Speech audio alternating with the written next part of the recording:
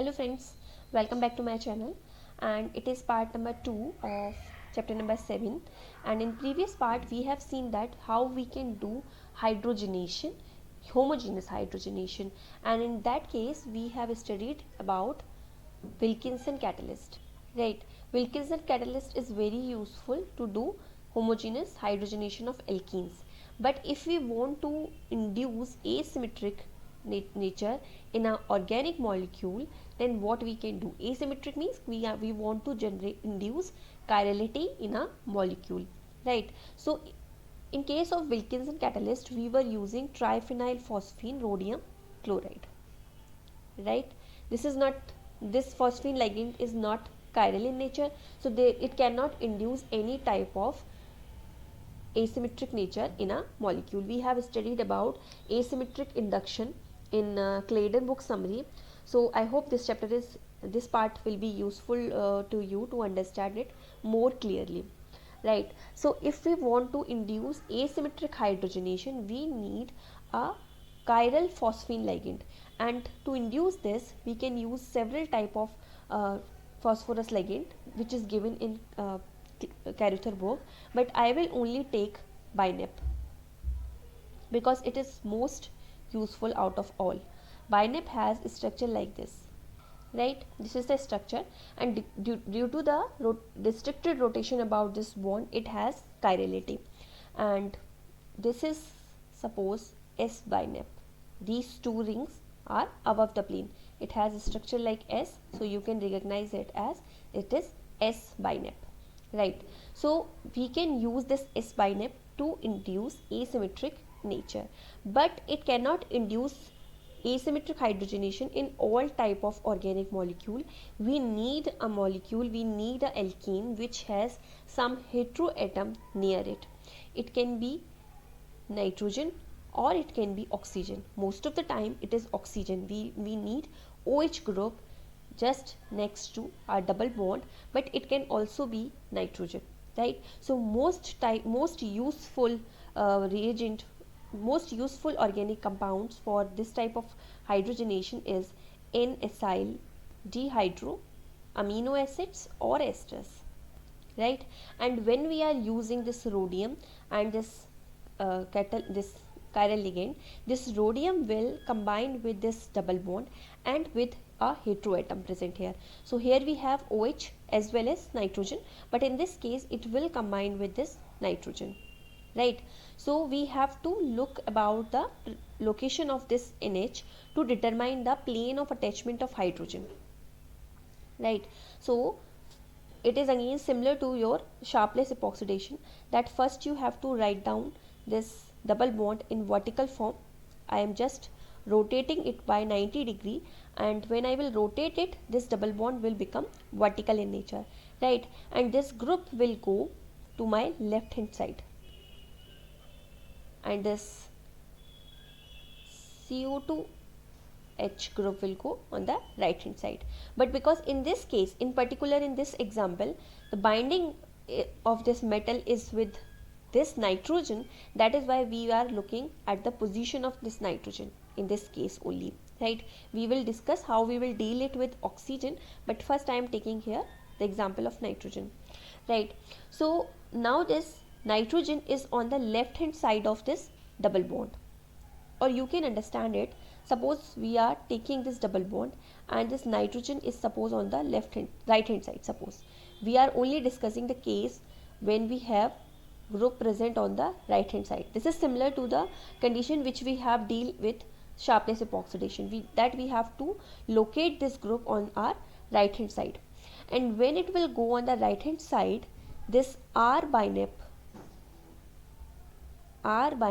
will attach hydrogen above the plane, and S BINEP will attach below the plane, right? So this should be very clear that whether we have this N or we have other group like COH or OH, right?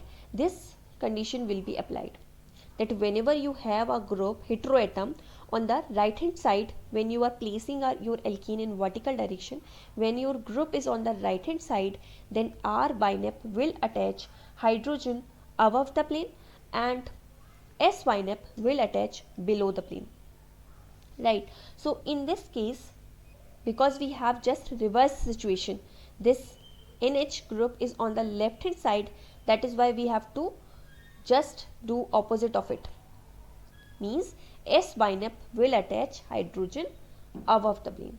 So I will suggest you that only remember this case. Try to remember only this case, but if you have your heteroatom on the left hand side, just do reverse of it, right? So because we have reverse situation, that is why after hydrogenation this hydrogen will come above the plane and this NHAC group will go below the plane. We can also denote on this carbon, but there is no use of it, that is why it is not given in the book. This hydrogen is not mentioned, but you can understand it by this, right? Now we will take some example from Claydon book, right? I have also discussed this part in Claydon book summary, but there I think I was forgot to tell you about the site of attachment of hydrogen, that is why I have included it here again.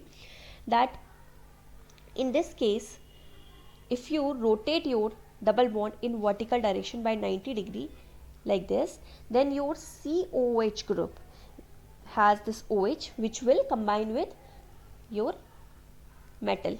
We can use rhodium as well as we can use ruthenium for this type of asymmetric hydrogenation, right? So when you will rotate it by this 90 degree, this group, the COH group, will remain on the right hand side, right? Means we can apply this concept that when we have this group on the right hand side, R YNAP will attach hydrogen above the plane. So in this case, H will attach above the plane. When we remove this double bond, it will attach above the plane, right? And in the same example, when I am using S YNAP, I will have to do just reverse of it, that I will remove this double bond and attach hydrogens below the plane. We have one more example here. This time we have double bond in this position. So in this particular example, double bond is in this position and this carboxylic acid group is on the right hand side, right? So when it is on the right hand side, this S YNAP will attach hydrogen below the plane. I am not writing this part, you can write this one. On this carbon, one hydrogen will go below the plane and this methyl group will come above the plane like this, right? And again I am using this S YNAP and we have ruthenium metal. We have here two double bonds. So now we have to decide that which double bond will participate in hydrogenation. This will not participate because we don't have any heteroatom near it, right? So it will not participate. Only this one will participate because we have OH next to it. Now again we have to check that what is the position of this OH. So we will rotate this double bond. So when we rotate it, this group will come like this on the right hand side, and we have here S YNAP, so it will do below the plane attachment. So this double bond will remain unaffected, and on this there is addition of hydrogen below the plane like this. So now you can easily do attachment of hydrogen, asymmetric hydrogenation using these metal catalyst, right? So this example, this reactions are very important, so please do them very carefully. Then we will move on to reduction by dissolving metals. These reactions are very common and you all know about them, so I will give you only some important points which can confuse you, right? So first we will take sodium in alcohol. So whenever we are using these dissolving metals provide us electrons. So their reactions are slightly different, that when whatever we have double bonds due to alkenes or carbonyl compounds like this. Suppose we have a CO group like this. So this bond will break by this way, that first we will get radicals on these atoms and then they will take electrons one by one and they will get negative charge depending upon their electronegativity. Then these atoms having negative charge will take proton from the reaction mixture and they will form OH like this, or H, whatever the attachment side here. Then this carbon will take one electron and then it will take proton. So this is the process of their reduction. Now in this case we can have two possibilities. First reaction is this, that we will have, finally we have OH here, right? So we can have here two possibilities, that these two OH, this OH and Me on the same side in final mixture, or they are trans to each other. We can have two possibilities here. So question comes that what will be your measure product? So we can decide it by writing down its chair form. So on this carbon we have Me. So to get a stable structure, it will be placed at equatorial position. Then as I have told you that this metals in alcohol or in ammonia will provide us electrons. So reaction will go like this. Means we will get radical on this carbon. One radical is present here. Now this oxygen will having negative charge, because after forming radical it will take a electron from the solvent. So now it has negative charge. So this O minus will go equatorially to give stable structure, to give thermodynamically stable structure. If it will go axially, then this structure will become less stable, right? So these reactions reductions due to dissolving metals always give us thermodynamically stable products, right? So this O minus will preferentially go equatorially. Now you can easily understand that after taking one electron at this position and H on these two positions, first it will take proton, so it will form OH, and we have negative charge here, 2 electrons, and then it will take proton and we have this one as final structure, right? So your Me and OH are equatorial. 1 to equatorial means they will be anti to each other, right? So this will be your major product. Now you can easily decide it. Don't remember this, only try to remember that these reduction due to dissolving metals will give us thermodynamic products. When you understand this one, then you can easily decide that which structure will be stable.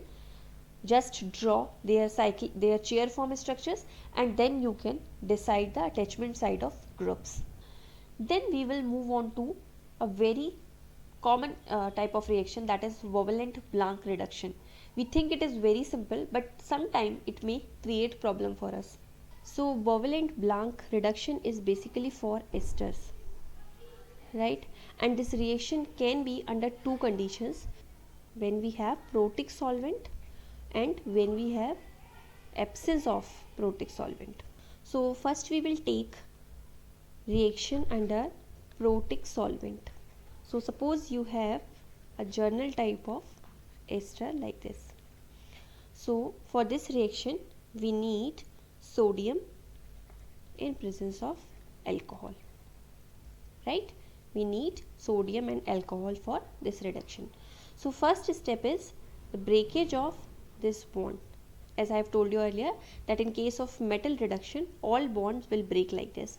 So we will get first radicals on oxygen and carbon. Now this oxygen will take electron from this sodium in alcohol and it will become negative charge, right? The next step will be this O negative will take proton from this alcohol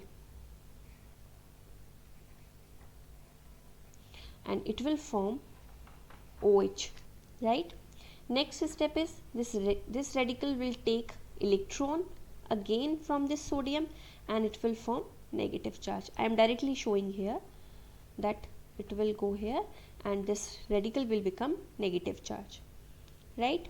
Now this negative charge will again take a proton and we have H attached here like this.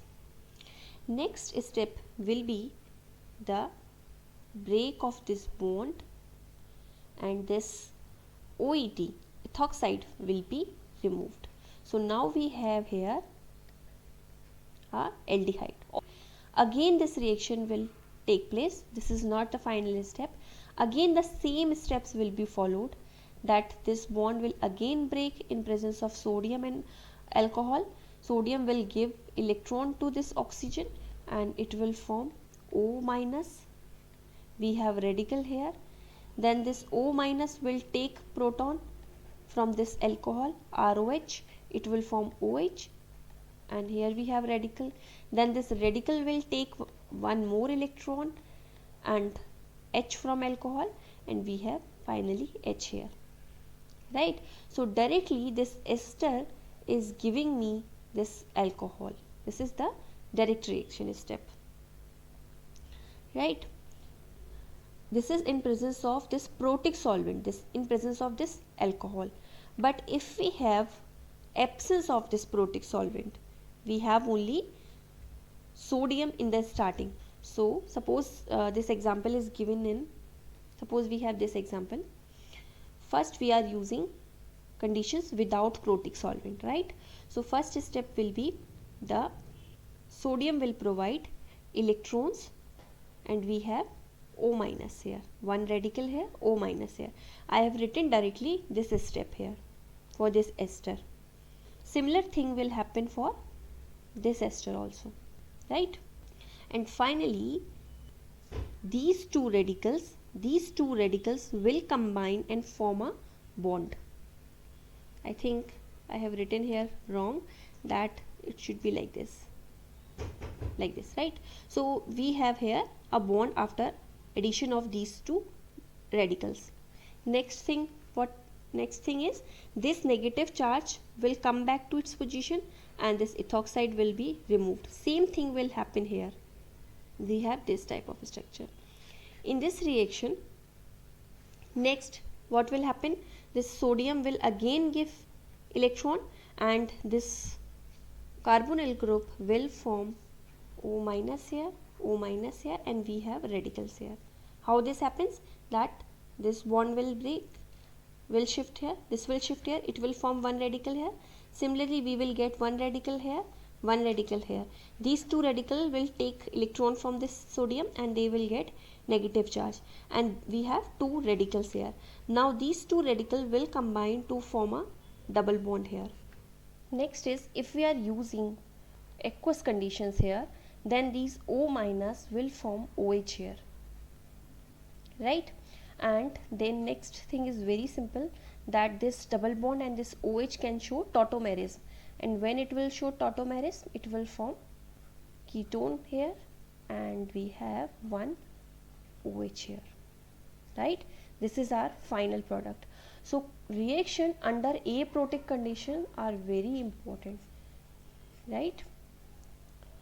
Then we will do Clemmensen reduction. This is very simple reduction, that aldehyde or ketone in presence of zinc and HCl will give you alkane, right? We can do it easily. Then next is reductive cleavage of alpha substituted ketone. Alpha substituted means at alpha position we can have esters, we can have halides, right? We can have these two different things and their mechanism are different, but one thing is common, that we need zinc and acetic acid for this reaction, or we can use dilute mineral acids. We can use zinc and acetic acid, or we can use zinc and dilute mineral acids. So first we will take when we have ester group present at alpha position. So what will happen? This zinc having lone pair of electron will first attack on this oxygen and this bond will shift here, right? Zinc will attack on this oxygen and this bond will shift and this ester group will be removed. So we have here enolate type structure here, zinc enolate. Next, because we are using acetic acid in this reaction, this acetic acid will remove this zinc and we have here OH. Then this enol form will give us ketone after tautomerism, right? When we are using this alpha haloketone, then reaction step is just opposite of it. that the zinc having lone pair of electron will attack on this chlorine. In this case it is attacking on oxygen, now it is attacking on chlorine. So it will attack on it, this bond will shift here and it will shift on oxygen. So ultimately we will get zinc enolate again, but the reaction step is different. Then rest step is similar to this one, right? So this is very important reaction, that it can easily remove the zinc in acetic acid or in presence of dilute mineral acid can easily remove groups present at alpha positions. Ester and halide are more very important examples. Then next is metal in ammonia. So metal in ammonia, whenever we heard this name, we what thing come in our mind? Barch reduction. Most common type is lithium in ammonia, sodium in ammonia, but we can have potassium in ammonia and other metals also. So first and very important thing, only conjugated alkenes can participate here. Conjugated alkenes, alpha beta unsaturated carbonyls can participate in this reaction, aromatic compounds, right? Not all alkenes can participate. Isolated alkenes cannot participate in this reaction, only conjugated will participate. These two are very familiar to us, but we should also remember the case of alkenes. Conjugated alkenes will participate, right? So first we have here two conditions here. This one is in presence of ammonium chloride and the second situation in presence of ethanol, right? So first we will take this one, that we have here alpha beta unsaturated ketone. We know how to do journal mechanism, that in case of metal in ammonia dissolved, that we know that in presence of dissolved metal catalysis we have to do this type of mechanism. We have to break bond like this, right? So when we will break it like this, what we will get here, this double bond will shift here, we will get a double bond here, we have here one radical at this place and this O has one radical. Now this O will take one electron from this liquid lithium in ammonia and it will have negative charge. So this O negative will take a proton from ammonia, right? It will take proton from ammonia. So we will get OH here and this radical will take one more electron and we have negative charge here, right? We have this type of situation now. Next step will be the transfer of proton from this oxygen to this carbon. So what we will get, I am directly writing here that we will get one negative charge here and this proton will shift here. Now question come, what is the attachment side of this proton? When I will attach it above the plane, what I will get? I will get here cis decalon type structure, and cis decalon is not stable, but if we have trans decalon then it will form a thermodynamically stable structure. And in the starting of video I have told you that dissolved metal reduction gives you thermodynamically stable product, so it will give you this type of attachment of H. Next thing is, because we don't have here protic solvent, there is limited amount of protons, so this negative charge will shift here, this charge will shift on this carbon, we will get negative charge here, ketonic group here, right? Now this negative charge will take a proton from this ammonium chloride, which is used after some time. It is written like this, then ammonium chloride, means after this step ammonium chloride is used. So it will take a proton from it, and the question comes, what is the attachment side of this proton? So when this proton attaches above the plane, this group, this methyl group will go below the plane, right? Or if you draw it in chair form, then you can easily understand it, that at here I have methyl, this is proton, and on this carbon I have negative charge, this one is ketonic group, and we have in the starting methyl group here. So if I will give a proton here, the methyl group will go equatorially to give you thermodynamically more stable structure. If I will place this methyl in axial direction, then it will give me diaxial interaction with this methyl and this structure will become less stable, right? And we have studied that dissolved metal reduction will give us thermodynamically more stable product, thermodynamic product, not kinetic products but thermodynamic products, right? So this methyl will go equatorially. So at 1 2 3 1 3 position, methyl groups are axial equatorially placed, means they should be trans to each other. Trans to each other means one will go below the plane, one will go above the plane. This point is very, very important, so please try to understand it very clearly. The next condition is when we have protic solvent. So under protic solvent we have this this reaction mechanism is also similar to this one till this step. So I am directly writing here this product. But after this step, what happens that this ethyl alcohol will provide proton, right? So it will provide proton to it and it will become OH. This will become OH. This bond will shift here and again the same type of stereochemistry will take place, that this methyl group will go below the plane and H will attach above the plane, right?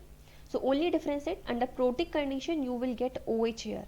It will undergo further reduction and it will give you OH. Instead of ketonic group it will give you OH. Otherwise rest steps are similar.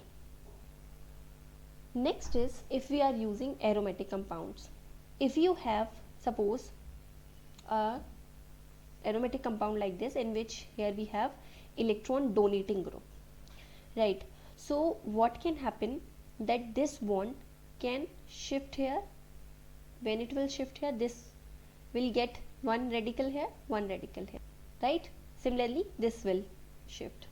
So what you can have here, that we have radical here, methyl here, one radical here, one double bond. Now these two carbons will take electron and proton will be attached, so there is reduction, right? But if you have here electron donating group, then such type of shifting is not possible, because these electron donating group will destabilize a carbon ion generating in this carbon after electron acceptance, right? If you are shifting bonds like this, then these two carbon will get negative charge after taking electrons. So this negative charge will be destabilized by these two electron donating groups. So this type of delocalization is not possible, right? What can happen here, that if I will shift this bond here and shift this one here, then what I will get, one double bond will form here after shifting of these two radicals, and this carbon will have one radical, this one will have radical, this bond will remain as such. So these two groups which are electron donating in nature will not getting any electrons, right? So these two radicals will take electrons and they will form anions, then they will take protons, right? So we will get addition of these two hydrogens at ortho and meta position of it. And in this case where we have electron withdrawing group, so it will try to pull electron density towards it, so we will get product like this. Then they will take protons and they will form a structure like this, right? So this is more easier way to remember. Otherwise if you remember that electron donating will give you hydrogenation at ortho position, and electron withdrawing groups will give you hydrogenation at ipso and para position, so it is more difficult way to remember. So sometimes you may get confused, but if you are understanding the thing behind it, then it is very easy. That whatever we are getting here anions, and we know that how we can stabilize these anions. If we have electron withdrawing group, it can stabilize it. If we have electron donating a group, they will destabilize it, right? So in case of electron donating groups, these anions can be destabilized. That is why we are getting this type of product here, right? They will try to place anions or negative charge away from them, and electron withdrawing group will try to place negative charge towards it, right? So you can do it very easily, and this way is also very useful if you have more than one electron donating group in a molecule. Then you can determine that which has more electron donating capacity. You can decide on the basis of plus I effect that which group has more electron donating capacity. On the basis of that you can decide your final product. If you are just remembering this, that electron donating group will give you ortho product, then you may get confused, right? So try to understand the concept behind it. Then we have this example. So again we know that this OMe group will try to keep electrons away from it. So in this case we have one electron donating group and one electron withdrawing group. So this electron withdrawing group will pull electrons towards it, and this bond will shift here, right? In this way we are not getting any negative charge close to this electron donating group. So in first step what we are getting here, we will get double bond here, and directly I am writing negative charge here, right? One negative charge here, right? This type of product you will get, and this negative charge will take a proton, so I can remove it. Next thing, what will happen, because of the presence of this sodium, this proton will also be removed because it is acidic in nature. So this sodium will remove this acidic proton. Now we have two negative charge here. You can have this type of structures also. So if I am using an alkyl halide here, this alkyl halide will attack on it and this Br will be removed. So finally we will get this alkyl group attached here. So this type of reaction can also be possible. Then in case of heterocyclic compounds, you have to decide that which ring is more electron deficient, right? Means if you have this type of structure, so because of the presence of this OH which can show mesomeric effect, right? This ring has electron density, higher electron density than this one. That is why this ring will participate in the reduction. This is less electron rich because we are providing electrons to the reactants. That is why it should be electron deficient in nature, otherwise it will not participate in reaction easily. Because it is electron deficient, that is why it will participate and we will get product like this. So this is very useful.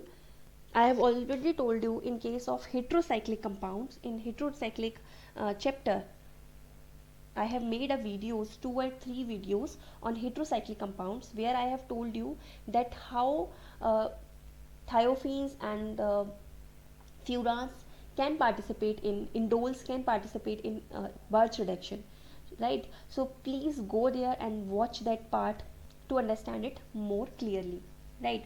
I will take one more very important example here, right? In first case, that what will happen, we have methyl group here and methoxy here. So this bond will shift like this and we will get electron density, high electron density close to this carbonyl group which is electron withdrawing in nature, right? Right, we will get this type of product. So next thing comes that this ethyl group will attach on this carbon. This negative charge will attack on it and I will be removed. So what is the attachment side of this ethyl? The next question is, what is the attachment side of this ethyl? This negative charge will take proton and we have H here. This negative charge will take this ethyl and we have to attach it here. So we have studied in first chapter that this type of chiral auxiliaries determines that what will be the attachment side of our incoming group, right? So and the group attached on this carbon, the plane attachment side of this group here will decide the attachment side. So because this group is attached below the plane, that is why this ethyl will attach from the side which is less hindered, that is above the plane, right? So it is very easy. You can do this part easily, that this methoxy group is more electron rich as compared to this methyl. That is why it is not participating in electron movement. It will remain as such. And this carbonyl group is electron withdrawing in nature. That is why electron will be shifted towards it. So we will get negative charge here. Next question come, what is the attachment site of ethyl, which is determined on the basis of group attached on this carbon. Similarly, in this case, if you look at this, then again the bonds will shift like this, right? So you will get, finally what you will get here, you will get one double bond here, one negative charge here, one negative charge here. It will take proton and it will take, suppose, ethyl. So in this way you can do this part. I hope this video is helpful, and I think it is very useful part. It involves very useful reactions. That first is asymmetric hydrogenation, second part is covalent blank reduction, then this Barge reduction is most important. So I think it is useful, and if you like my videos, please share my videos with your friends. Thank you so much for watching.